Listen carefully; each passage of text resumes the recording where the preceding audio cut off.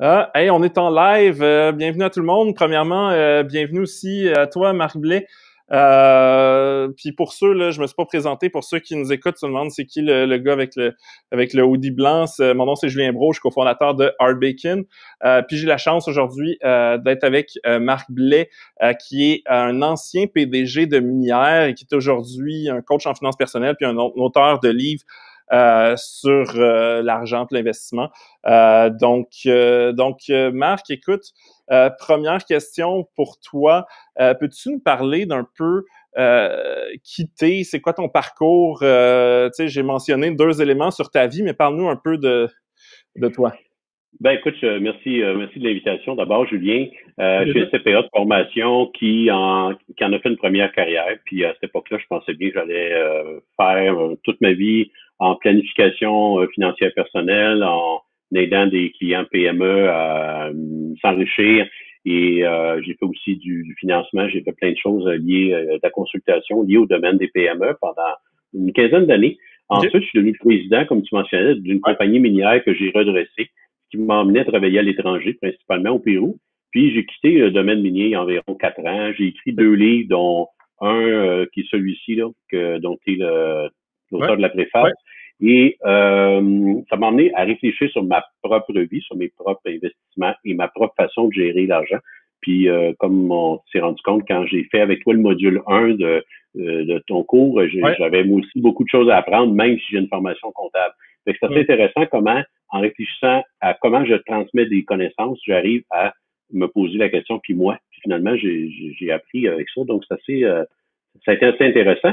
Puis ma troisième carrière, c'en est une de coach exécutif principalement. Donc, j'aide des présidents de compagnie à aller plus loin et plus vite qu'ils n'auraient jamais imaginé. Et puis, dans mes hobbies, j'aime beaucoup faire des conférences et des ateliers en finances personnelles et en investissement. Cool, ben écoute, je te ramène encore plus loin. C'est quoi ton premier souvenir lié à l'argent? Mais par contre, il faut que tu me dises le montant précis qui est impliqué. Écoute, le montant précis, je suis presque sûr que c'est 25 cents, mais je pense que, non, à y penser, c'est moins que ça parce que mes parents n'avaient pas cet argent-là. Je pense que c'était 5 cents. C'était, tu sais, les fameux dépôts à la Caisse populaire, le petit carnet, puis là, déposait des fois une scène, mais après moi, je faisais un chiffron avec 5 cents. Ça a été, je pense, une des premières expériences dont je me souviens, en tout cas. Ah, c'est un souvenir, tu devais être jeune. Puis l'autre question que je pose à tous mes invités, c'était quoi ton revenu l'année dernière? Mon revenu est un peu inférieur au tien, je dirais. C'est à peu près tout ce que je peux te transmettre. Puis j'en profite. T'es pauvre, Marc? J'en profite pour nous faire prendre conscience à tout le monde, que l'argent est le dernier tabou. On parle beaucoup plus ouvertement de sujets dont on n'aurait jamais parlé, comme exemple les maladies transmises sexuellement, la vie sexuelle qu'on peut, nos attachements, etc. Mais ça, non, tu ne sauras pas combien j'ai gagné l'année passée. C'est justement pour ça que je la pose, ça rend tout le monde mal à l'aise, ça m'amuse. Écoute, parlant de malaise, c'est quoi ton actif net? Juste en dessous de celui de Fabien Major. OK. Tu te souviens de ta réponse? Ouais, je pense que c'était quelque chose en bas de... C'était un juste en bas. Ouais, c'est ça. Puis, c'est quoi ton conseil le plus puissant pour s'enrichir? Écoute, là, je crois que c'est de réfléchir à qui on est comme personne, à qu'est-ce qu'on veut vraiment. Le gros défi qu'on a comme être humain, c'est qu'on veut être riche. On veut presque tous être riches, mais sans savoir pourquoi. Sans savoir qu'est-ce que ça nous donnerait. Mais on a l'impression que devenir riche, et surtout devenir plus riche que des gens qui sont autour de nous rendrait beaucoup plus heureux. Puis ça marche pas ce truc-là parce qu'il y en a toujours un qui est plus riche. Puis c'est une course infinie et pour avoir vécu cette course-là, puis m'être arrêté en cours de route, j'ai compris que ça rend pas heureux vraiment que d'autres choses que ça. Mais que l'argent est un outil extraordinaire par contre. Donc qu'on doit pas négliger. Donc le conseil, c'est de déterminer qu'est-ce qu'on veut? Voilà. Premièrement, qu'est-ce qu'on veut? C'est quoi mon plan? Ça, c'est qu'est-ce que je veux vraiment. Puis, donc, là, je t'ai invité, puis tu pourrais nous parler d'une tonne de sujets, mais justement, on est en crise économique, il y a beaucoup de gens qui voient la volatilité des marchés, ils regardent les commodités puis les métaux précieux comme un refuge. Mais avant d'entrer dans le cœur du sujet, tu me montrais ton livre dont je faisais la préface justement, qui est Investir intelligemment, penser autrement. Puis là-dedans, il y a un chapitre où tu parles d'investir dans le contexte d'une crise économique, puis c'était quasiment prémonitoire parce que là, on est dans une récession. Fait que j'ai une question là-dessus. Comment on doit réfléchir quand on est un investisseur, puis c'est sûr on a vu notre portefeuille affecté par la crise. C'est quoi les questions qu'il faut se poser, puis les choses à savoir avant de faire le mauvais geste, puis de se planter un autre clou dans le pied? Ben, écoute, je te dirais que l'enjeu principal, c'est que souvent, on tente de prévoir l'avenir. On essaie de se faire un scénario de comment ça va être plus tard. Actuellement, avec la crise qu'on connaît, ben, certains sont optimistes, d'autres sont moins optimistes. Mais avant la crise, moi, je disais aux gens, qu'est-ce qui arriverait à votre portefeuille si la bourse baissait de 30 Là, j'ai eu toutes sortes de réponses à cette question-là. Il y en a qui ont dit non, c'est impossible. D'autres m'ont dit, ben ouais, écoute, ça serait épouvantable. D'autres m'ont dit, mais écoute, c'est correct parce que pour la quantité que j'ai ou le pourcentage que j'ai investi à la bourse, moi, ça serait correct. Aujourd'hui, ma réaction, c'est de dire, OK, c'est quoi tes scénarios? Plutôt que d'essayer de prévoir qu'est-ce qui va se produire, que personne ne sait. Il y a des gens qui peuvent nous présenter un truc qui se tient beaucoup, qui a l'air solide, mais qui se manifestera pas, sans doute pas, parce que la moyenne est quand même en bas de 50% d'habitude. Ben, moi, ce que je suggère, c'est d'avoir 3 scénarios. Un scénario optimiste, là, écoute, ça va reprendre, on revient comme avant dans 3 mois, par exemple. Puis ce scénario-là varie d'une personne à l'autre. Moi, c'est mon scénario optimiste. Le scénario plus réaliste, c'est de dire, écoute, ça va prendre 1 an et demi, 2 ans avant qu'on revienne à des bases, puis il y a bien des choses qui vont changer. C'est-à-dire qu'il y a des secteurs qu'on pensait qui allaient devenir hot, puis ils seront pas hot, puis il y en a d'autres qui vont le devenir.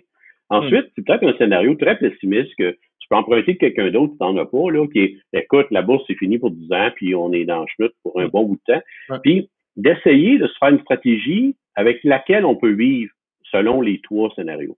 Ça, c'est mon point.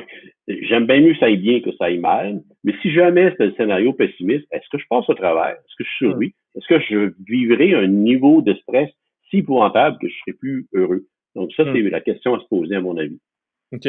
Puis donc ça me ramène au sujet dont je voulais te parler en tant qu'ancien PDG de minière. Je pense que c'était de l'argent ou c'était de l'argent ou de l'or que...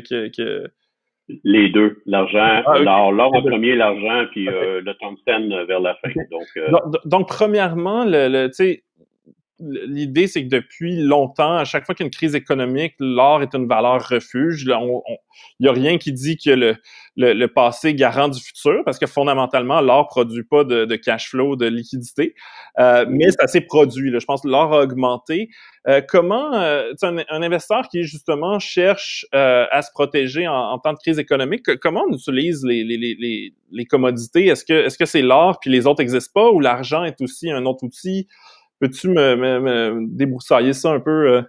Ben, pour simplifier, là, vois-tu, ce qui est peu connu quand on parle d'investissement dans le domaine minier, c'est qu'il y a 3 catégories de métaux. Il y a les métaux de base, il y a les métaux précieux, qui sont ces 2 catégories-là sont assez connues, et il y a les métaux stratégiques.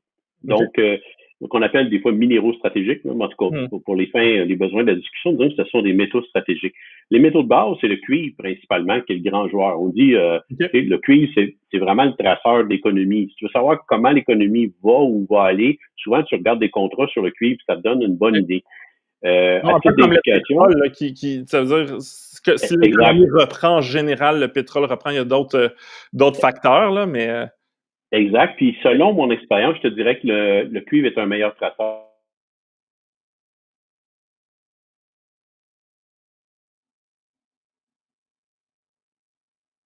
Sont en train de baisser ou de et cela prouve qu'il y a une demande qui est reprise en Chine. Aussi, juste avec cet indicateur-là, ça donne une idée que dans ce pays-là, ça va mieux. Dans le reste, je me fie plus au prix. Ce prix-là peut être influencé par des contrats à terme puis de la spéculation. C'est un petit peu plus embêtant. Mais disons que depuis le début de la crise, on a vu moins 10, moins 15% à peu près. Ça donne l'idée d'une activité économique quand même réduite. Les autres métaux de base moins connus quand même sont plus ou moins associés au cuivre, comme le nickel, par exemple, qui en est un, le plomb, etc. Dans les métaux précieux, ben là, on parle d'or, d'argent, de platine, de palladium, etc. Je dirais que l'or et l'argent sont des métaux de protection, des métaux de sécurité que quand le reste va mal, quand il y a des choses, des désastres quelconques, ces métaux-là prennent la place. Historiquement, beaucoup plus en Europe qu'aux États-Unis, les vieux gestionnaires de fonds ont un pourcentage en or pour stabiliser leur portefeuille, pour éviter que quand la bourse plonge, ben, qu'on perde beaucoup plus, qu'on stabilise un peu le rendement. Historiquement, ça a été 5% et d'habitude, sont en métaux physiques. Donc, comment on peut se protéger? On peut acheter des métaux physiques. On peut, en physique, se faire livrer puis les garder ou les faire stocker par des firmes spécialisées. On peut aussi acheter un ETF, par exemple. Ce qui arrive souvent dans le cas des ETF, c'est que les ETF sont composés de contrats à terme. Donc, ça coûte beaucoup moins cher pour l'investisseur à gérer ce genre de truc-là, mais tu n'as pas le métal physique. L'argument contre ce type de placement-là, c'est que si jamais tu veux la livraison, il n'y en a pas. Le contrat est à peu près, la nuance entre combien que de physique et combien que de valeur, c'est peut-être 1 sur 100. Donc, tu sens que tu n'es pas protégé. Et la troisième façon rapide, c'est d'investir dans des sociétés minières. Là, il faut connaître quand même les sociétés. Et il y a aussi les sociétés de royauté qui sont une excellente façon d'investir et de se protéger. Par contre, ils peuvent être surévalués. Puis il y a 2-3 semaines, quand j'ai regardé, ces sociétés-là étaient carrément surévaluées. C'était vraiment pas le temps d'y investir. J'imagine que la beauté avec les sociétés de royauté, c'est qu'ils n'ont pas d'opération. Donc, ils peuvent pas. Ce serait difficile pour eux de faire faillite. Ils font juste percevoir un pourcentage à mesure que les compagnies exploitantes exploitent. C'est ça ma compréhension, c'est que pour chaque lingot d'or sur lesquels ils ont des droits qui est exploité, eux, ils vont avoir un montant. Exactement. C'est pour l'investisseur, c'est le modèle parfait, en autant de choisir le bon gestionnaire de société de royauté, parce que eux, ils prennent un montant d'argent, ils disent Julien, tu as une mine à bâtir, nous, on te prête 500 millions et tu nous rembourses en or et en or physique. Okay. Donc, tu as même un levier sur le prix de l'or lorsque l'or monte ou même descend.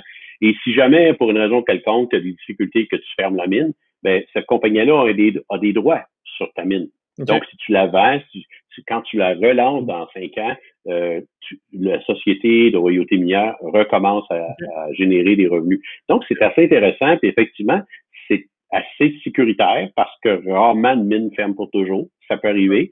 Mais en général, ces gestionnaires-là ont un talent, en fait, ont des talents à l'intérieur du management pour identifier des opérations minières de très grande qualité et des opérateurs de très grande qualité. Et ça, là, c'est vraiment pas facile. C'est vraiment des gens qui sont hyper qualifiés et qui sont rares sur le marché. C'est intéressant qu'est-ce que tu amènes parce que moi, en tant qu'investisseur, j'aime pas l'idée d'investir dans un métal qui produit pas de flux de trésorerie. Puis peut-être qu'à un moment donné, est-ce que la demande va toujours être là? Ben, historiquement, oui.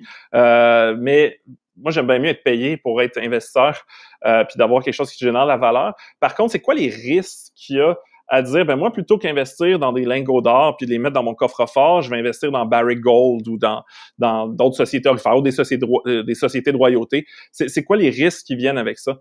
Parce qu'en général, leur prix, puis pour ceux qui nous écoutent, pourquoi j'investirais dans une minière? Ben, ultimement, leur profit est très corrélé au cours de l'or, c'est-à-dire que quand le cours de l'or augmente, eux, ils font plus de profit, c'est ça qu'ils vendent. Donc, on s'expose au prix de l'or, mais on investit dans une compagnie qui génère des profits et on a droit à ces profits-là. Donc, on a un peu le meilleur des deux mondes. Par contre, j'imagine, c'est quoi les risques qui viennent, tu sais, au-delà compliquer les choses par rapport à juste investir dans l'or puis profiter du fait que le prix de l'or augmente? Ben, le risque, c'est à la fois un avantage. C'est-à-dire que l'avantage d'investir dans une société minière productrice, c'est que tu as un levier sur le prix de l'or. Alors, si eux, par exemple, en moyenne, ont 3 mines en opération, et ont en moyenne une durée de vie de 10 ans, ben, tu as un levier sur 10 ans de production future. Donc, c'est assez intéressant. Si là, on monte de 10%, imagine l'impact sur le cours boursier. C'est tout à fait extraordinaire. Ce qui est vrai pour une société de royauté aussi. Maintenant, ce qui se produit, c'est que si le prix de l'or baisse suffisamment pour que la compagnie et même les mines ne deviennent pas rentables, mais là, ça ferme. Imagine le cours qui drop aussi rapidement qu'elle a monté quand le prix a monté. Donc, ça, c'est vraiment le risque. Si la compagnie est assez grande, ben, le risque selon Buffett, c'est le risque de perdre ton argent, les possibilités de perdre ton argent. c'est minime. Mais plus la compagnie est petite, plus il y a ce risque-là que la compagnie ferme puis ne réouvre jamais. Et par contre, plus la compagnie est petite, plus le levier est grand aussi. Donc, plus tu as des chances de vraiment de retrouver une croissance tout à fait fulgurante. Puis, tu sais, tu disais que justement les deux métaux précieux qui sont des valeurs refuges, c'est l'or et l'argent.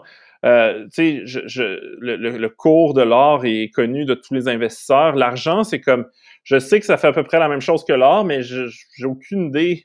Est-ce qu'il y a des différences? Pourquoi est-ce qu'un investisseur pourrait dire, ben moi, je vais pas investir dans l'or, je vais investir dans l'argent? C'est quoi la différence en tant que valeur refuge? L'argent est sous-estimé. L'argent est considéré comme l'or des pauvres. Okay? C'est comme ça qu'on le décrit des fois. Puis c'est un métal vraiment sous-estimé. Puis une des raisons que tu vas comprendre rapidement, c'est que la quasi-totalité de l'or qui a été produit depuis le début des temps existe toujours, est à quelque part dans des voûtes, parce que même si c'est un bijou, tu jettes pas ça aux poubelles, là, tu le fais fondre, tu le vends à la bijouterie, tu fais quelque chose avec. L'argent, à cause de sa valeur passée qui a été très faible, des fois a été oublié, perdu, a pas été recyclé, ce qui fait que de tout l'argent physique, l'argent métal qui a été produit depuis le début des temps, on en retrouve X%. Je me rappelle plus du chiffre en voulant te dire 10 ou 20%, mais c'est minime versus tout ce qui a été produit. Alors imagine le phénomène de rareté. Puis quand tu sais, la vie là, financière, c'est une question d'offre et de demande. Quand tu regardes aujourd'hui l'offre et la demande, tu te rends compte qu'il y a un décalage qui se fait de plus en plus, qui favorise un accroissement du prix de l'argent. Donc, moi, je serais porté, si j'avais à choisir entre les deux, l'or reste beaucoup plus attractif, mais au plan humain, au plan émotionnel, je te dirais, mais l'argent est beaucoup plus rare. Ce qui fait que la possibilité d'une très forte croissance du prix de l'argent est très grande. Maintenant, je n'irai pas dire que ça va être en 2020 ou en 2025, mais quelqu'un qui voudrait à la fois se protéger et avoir un levier, le métal argent est super intéressant. Parce que dans le fond, c'est un peu le même logique où on veut se protéger de l'inflation parce que les gens impriment trop d'argent, ben on veut se protéger. Tu sais, si on avait une mine d'or qui fait je sais pas que c'est quoi les quantités qui ont du sens, là, mais qui se mettait à doubler la production mondiale d'or, bon, on s'attendrait à ce que les cours diminuent. Donc, si l'argent, il y a une partie qui est détruite, ça veut dire que il y a moins d'offres. Exact. Puis quand on regarde la production anticipée d'argent ou d'or, on se rend compte qu'il n'y a pas de grosses mines dans le funnel. Il n'y a pas de grosses mines qui s'en viennent. Alors, si la demande augmente à cause de la crise, à cause de plein de choses, ben les prix devraient suivre vers le haut. Dans le cas de l'argent, qu'on croit ou non que la crise va nous emmener vers le bas, ben dans le cas de l'argent, il y a quand même une rareté systémique là qui fait en sorte que les prix devraient être poussés vers le haut. Et pour rejoindre ton point de vue en temps de crise, ce qu'on constate, c'est que dès que création monétaire, il y a de l'inflation. Et je dis dès, là, je fais erreur un peu. Des fois, c'est décalé dans le temps. On passe par une stagflation, puis éventuellement, on va vers une hyperinflation. Pourquoi? Parce qu'on a imprimé du papier-monnaie qui vaut plus rien. Alors, un jour ou l'autre, il y a un impact. Ben c'est ça. Présentement, si on regarde avec les annonces des gouvernements, puis ils vont en imprimer de l'argent. As-tu idée, pour finir, parce que j'ai un rendez-vous dans 3 minutes, as-tu idée du coût de la crise du COVID? C'est à moi de te poser des questions, on a changé ça doit être en trillions, je sais pas, 5 trillions. Ouais. Ben, en français, on dit pour 1000 milliards, c'est un billion. Fait que ça, je te dirais 5 billions pour être... OK. Ben, le chiffre estimé aujourd'hui, là, on est rendu à 10 trillions. OK? Puis, juste pour mettre ça en perspective, parce qu'à un moment donné, il y a assez de chiffres que même moi, comme comptable, je regarde puis je me dis, attends, si je place les zéros pour me comprendre, là. Combien tu crois a coûté la Deuxième Guerre mondiale en argent d'aujourd'hui? Je sais pas. 6 trillions. Non. Oui. OK, fait le coût qu'on est en train de manger là, il est énorme. On peut pas dire plus riche. On est plus riche. Tu sais, il y a des 2000 $ qui se distribuent, etc. Là, ça vient de quelque part, cet argent-là. Ouais. Puis, le ralentissement et le chômage qu'on va vivre dans les prochains mois, est-ce que ça va être 10, 15 ou 20 va ralentir quand même un peu l'économie. Et là, tu sais, c'est une dette, tout ça, là, le 10 trillions, là, on a beau l'imprimer, ça apparaît comme dette à quelque part. Même si les taux d'intérêt sont bas, il y a un impact sur l'économie, il y a un impact réel qui est là, qui va nous toucher pendant un certain temps. Oui, ben, et juste pour finir, pour conclure, on est dû pour un beau cycle dans le domaine des ressources naturelles. On a commencé tranquillement en 2016, ça s'est tranquillement amoindri, puis il y a quelque chose qui va se passer quand, on ne sait pas, mais il y a un levier d'à peu près 500% pour ceux qui choisissent les bons titres ou les bons fonds. Il y a quand même un très, très beau rendement à aller chercher. Cool, ben merci beaucoup Marc pour ton expertise, puis bonne fin de journée. Merci Julien.